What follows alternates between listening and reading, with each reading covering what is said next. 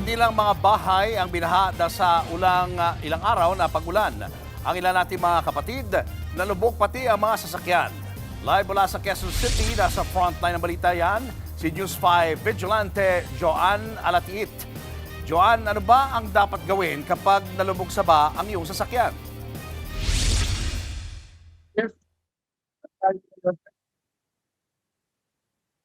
Nakita natin kanina, tulong ang mga mekaniko sa pagtulak sa putigang sasakyan papasok dito sa loob ng kanilang talyer.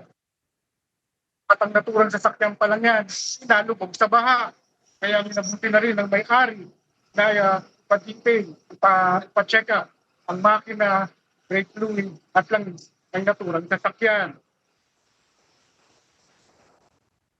Kaya pakita ko sa inyo kung ano ang proseso na ginagawa ng pagbibigay ng paglilinis ng sasakyan. At mabigat ba talaga? Masakit sa bulsa ang paglilinis? Kaya Julius, makikita mo kung paano lang na car wash ang sasakyan. Yan, sinasabong mabuti. Dahil kanina, puro putik itong sasakyan na ito, Julius. Hindi mo makikilala talaga itong sasakyan na ito kanina nung tinutulak nila papasok sa loob. At Julius, makikita ko din sa inyo kung paano nila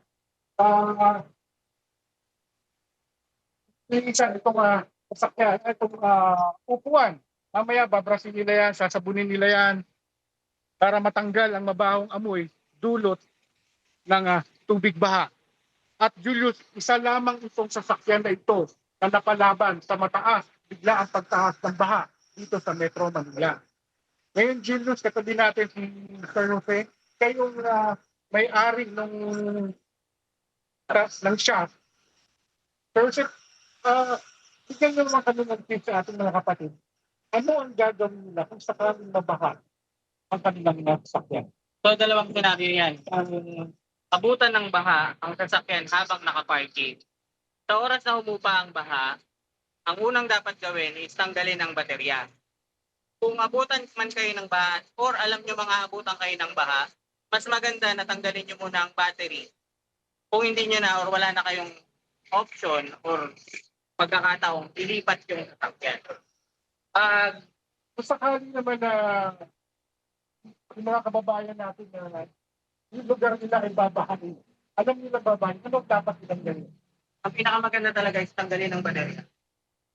For safety, kailangan walang power ang sasakyan. Kung kaya nilang ilipat ang sasakyan bago pa i-announce or yung malakas na bagyo, mas magandang ilipat na. Pero kung wala na talagang pagkakataong ilipat, andyan na yung tubig, mabilis ang pagtaas, pinakamaganda, tanggalin ang battery. At para sa mga kapatid naman natin na bibili ng mga second-hand na sasakyan, paanong paraan at pagsuri sa mga sasakyan na yan na hindi lubog sa baha ang mabibili niya sa sasakyan? Maraming paraan para ma-check ang sasakyan sa pamamagitan ng pagtingin lang. Una, ang seatbelt. Pwede niyong hatakin ng seatbelt at tingnan ang pinakadulo ng seatbelt kung basa or may putik.